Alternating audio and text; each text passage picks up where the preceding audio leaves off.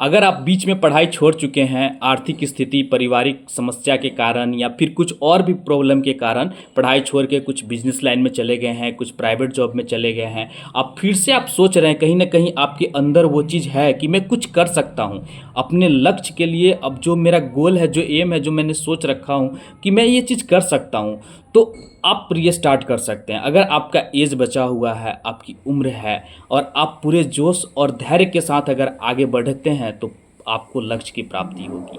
आपको श्योर है, 100% है कि आपको मिलेगा मिलेगा, लेकिन पेशेंस के साथ आपको काम करना पड़ेगा। देखिए, उस टाइम पे बहुत सारी समस्याओं का आपको समाधान करना पड़ेगा, बहुत कुछ लोग बोलेंगे, लेकिन आपको उस सबको इग्नोर करते हुए जो आपका लक्ष्य है उस पर आपको ध्यान देके, फोकस देके आपको आगे बढ़ना है। नमस्कार साथियों, मैं ओम प्रजापति आप सभी का हार्दिक अभिनंदन करता हूं और उम्मीद करता हूं कि आप सब अच्छे होंगे। वो कहते हैं ना कि अगर धैर्य के साथ अगर आप मुकाम पे चलते जाओ, धीरे धीरे चलते जाओ, तो आपको लक्ष्य जो है वो करीब आते जाता है। लेकिन क्या करना है, आपको पूरी फोकस के साथ काम करना है।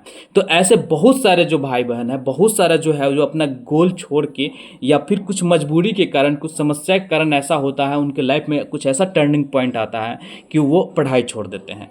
बहुत सारे 10th के बाद ड्रॉप आउट हो जाते हैं, बहुत सारे 12 के बाद, बहुत सारे ग्रेजुएशन कंप्लीट नहीं कर पाते हैं। ऐसे बहुत सारे हैं जो अपनी पढ़ाई पूरी नहीं किए हुए हैं।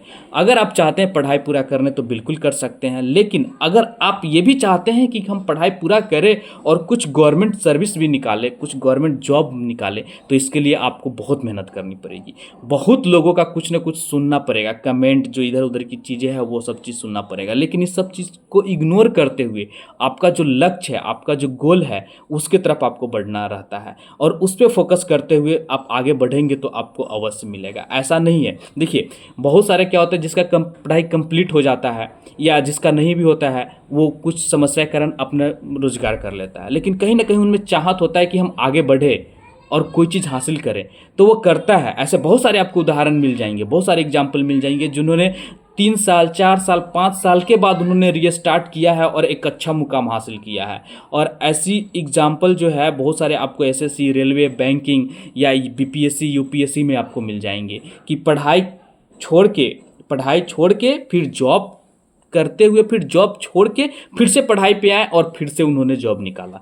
आप अक्सर देखे होइएगा कि बहुत सारा जो यूपीएससी का कैंडिडेट जो है वो प्राइवेट जॉब लगातार 4 साल, 5 साल, 10 साल से कर रहा था, लेकिन कहीं ना कहीं क्योंकि इसका एज थोड़ा लंबा होता है तो उनमें उनको अलग तरह से करने का, कुछ देश सेवा का भावना जगता है या फिर कुछ अलग मन करता है कि नहीं हम ये चीज़ करेंगे, तो वो फिर से इसमें टर्निंग पॉइंट लेते हैं और कुछ ना कुछ वो स्टार्ट करते हैं। देखिए, ज़्यादा गैप भी नहीं चाहिए, क्योंकि एक बार जब छूट जाता है तो फिर उसके बाद में रीस्टार्ट करने में बहुत लंबा टाइम लग जाता है।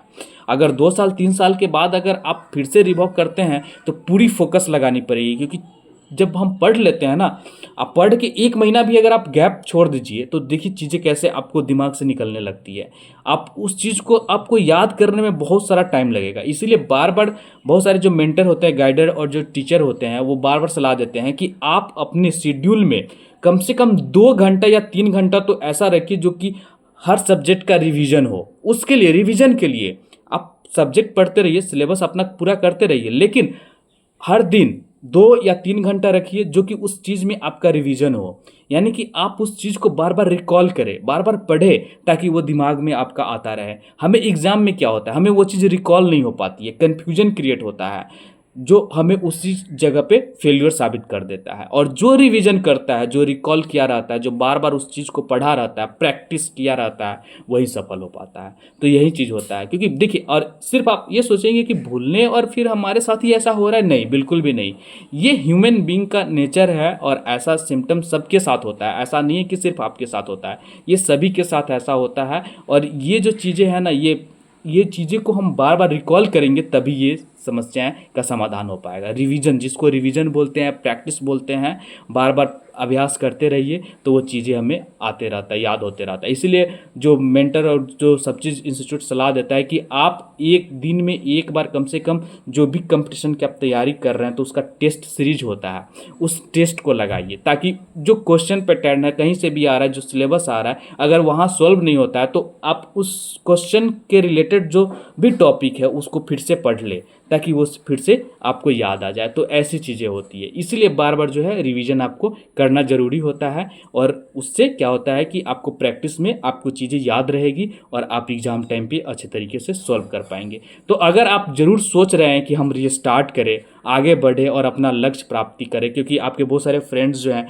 वो कुछ ना कुछ अपने जीवन में हासिल कर लिए हैं और आप उस चीज़ से पीछे हट गए हैं। लेकिन आप अगर पूरी पूर्णतः पूरी कोशिश के साथ, अगर पैसे की भी प्रॉब्लम है तभी आप ट्यूशन या कुछ पढ़ा के आप कर सकते हैं, लेकिन चाहत होनी चाहिए। अगर चाहत है तो बिल्कुल आप कर सकते हैं और अपने लक्ष्य तक पहुंच सकते हैं। तो फ्रेंड्स, अगर आप मेरे चैनल पर नए विजिट किए हैं तो प्लीज़ चैनल को सब्सक्राइब कीजिएगा, लाइक कीजिएगा, शेयर जरूर कीजिएगा। जय हिंद, जय भारत।